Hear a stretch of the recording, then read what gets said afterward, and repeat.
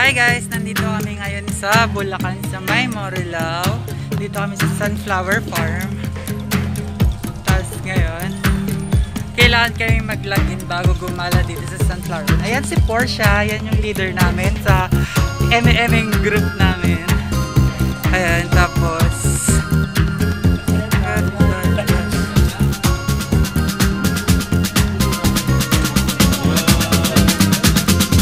hi guys, take note lang pala, pag pumunta pala kayo dito, wala na pala siyang entrance, libre lang sa pamamasyal dito. Ayan. Tapos eto naman po si Jerica, ang pokpok na rider. Hello!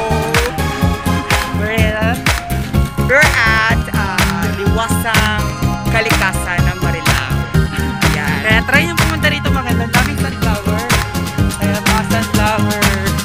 There's a big sunflower. Do you like this one? Nilibot namin at pinag-aaraw. Ayan. Pasyal kayo rito, maganda. Daming sunflower dito. Dinayo pa talaga namin ang sunflower dito. Kasi wala rin naman kami magawa dahil sa pandemic. Kaya naman siya na lang. And this is my character.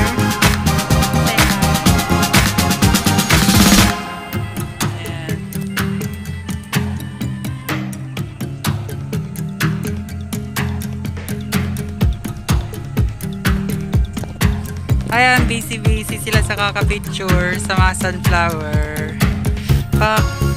Oh, Portia!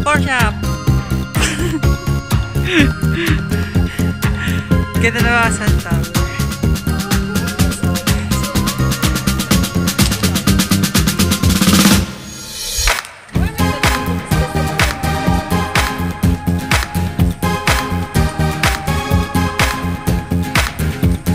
Ayan.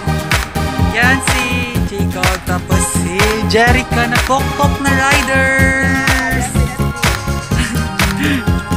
Ayan. Sunflower.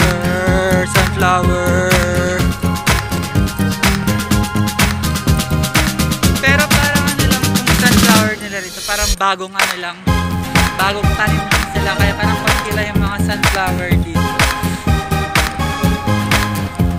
Pero dito sa mga tabi ng daan, yun yung namumulak-lak.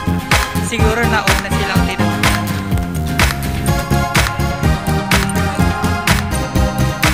Tapos, tawag dyan, taniman na yun. Tatanim pa lang yung mga sunflower. Che! Sis!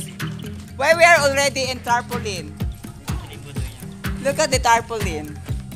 The four of us. English era mga kasama ko, no? Tataray! The four of us is there. There.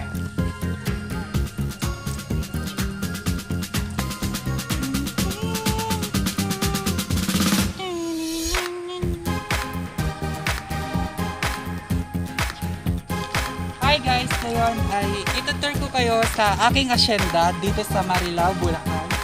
Ngayon ito, sabi ng mama ko, magpapatayo daw ako ng mini garden. Yung ba yung nanay, Nakikita niyo dyan, yung ba yung nanay mo sa harapan mo?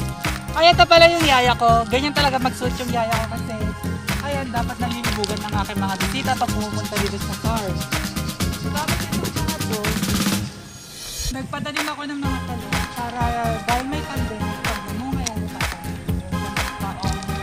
walang pagkain.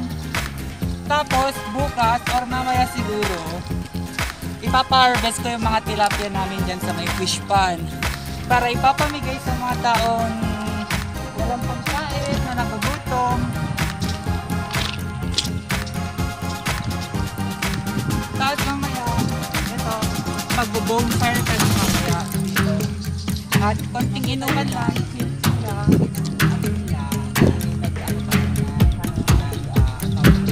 Ito ang matatawag na original na Eurotex.